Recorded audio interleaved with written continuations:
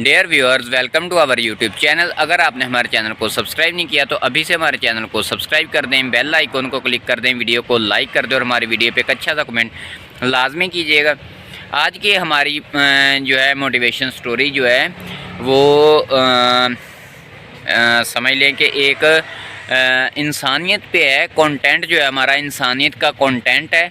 इसमें जो है एक लड़की है, एक मियाँ बीवी है, शोहर और उसकी बीवी है।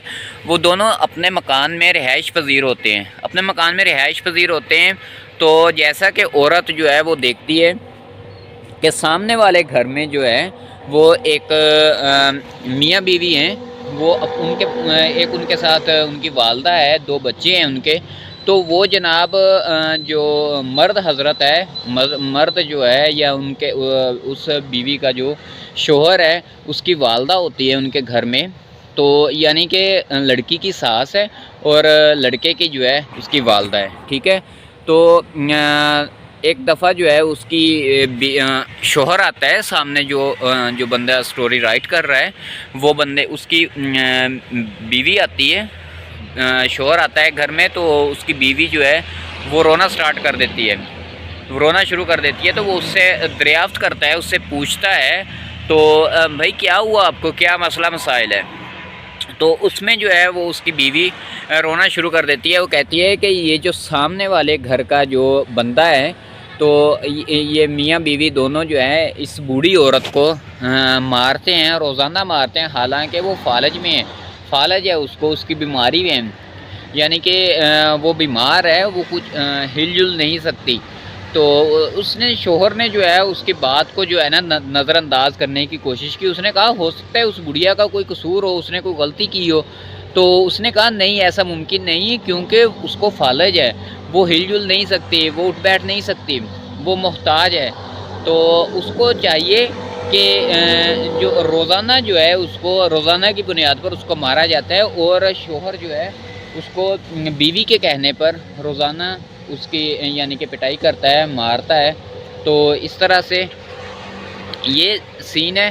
तो उसका शोहर जो है इसको बात को नज़रअंदाज करने की कोशिश करता है, लेकिन बार बार कहने पर उसकी बीवी जो है वो एक हाफिज़ा हैं उसकी बीवी।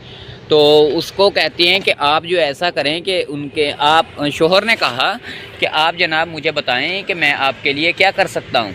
तो उसकी बीवी ने कहा कि आप जाएं और जाकर उस बूढ़ी औरत को अपने घर में ले आएं ताकि मैं उसकी खिदमत कर सकूं।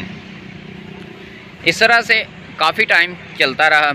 तो शोहर ने कहा कि ये कैसे मुमकिन हो सकता है कि एक उनकी वालदा है, उनकी वालदा को मैं कैसे अपने घर में लेके आ सकता हूँ। तुम अभी कह रही हो कि जनाब मैं उनकी खिदमत करूँगी, मैं ये करूँगी वो करूँगी, लेकिन बाद अज़ां जो है आप जब वो अपने घर में आ जाएगी, आप 2-4 दिन में, हफ्ते में, महीने में या 4-5 महीने में आप जो है वो आवाज़ार हो जाएंगी, बेजार हो जाएंगी।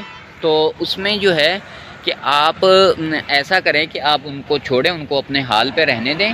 तो लिहाजा जो है आप अपना काम करें, उनको अपने हाल पे छोड़ दें। तो उसकी बीवी जो है नहीं मानती, वो कहती है कि नहीं, ऐसा मुमकिन नहीं है कि मैं जो है उसी को उसी के हाल पे छोड़कर जो है छोड़ दूं और बाद अज़ान जो है वो उनके हाथ से पिटती रहे, उनके हाथ से मार खाती रहे। तो लिहाजा आप कोशिश करें कि उनकी जो बूढ़ी औरत है उसको लेके आएँ ताकि जो है वो आराम से अपने आखिरी अयाम जो है वो आराम से गुजार सके बग़ैर किसी परेशानी के। तो उसके शोहर ने कहा चलो ठीक है, मैं आपकी रज़ामंदी के लिए आपकी ख्वाहिश है तो मैं उस औरत को अपने घर में ले आता हूँ। उन दोनों ने एक प्लान बनाया। प्लान में उन्होंने डिस्कस ये किया कि हम जो है उनकी जो है बूढ़ी औरत को लेने जाऊंगा मैं खुद। शोहर ने कहा कि मैं जो है उनकी बेगम को, उनकी बेगम से मैं कहूँगा या उनके शोहर से मैं कहूँगा कि आपकी वालदा को जो है फालज है, वो मेरी मिसिस जो है, मेरी बीवी जो है वो फालज का इलाज करती हैं, रूहानी इलाज करती हैं फालज का। तो लिहाजा आपसे गुजारिश है कि अगर आप इजाज़त दें तो मैं आपकी वालदा को जो है अपने घर में लेके जाऊँ تاکہ میری بیوی جو ہے اپنے گھر میں اس کی مکمل طور پر خدمت بھی کرے اور اس کا فالج کا روحانی علاج بھی کرے۔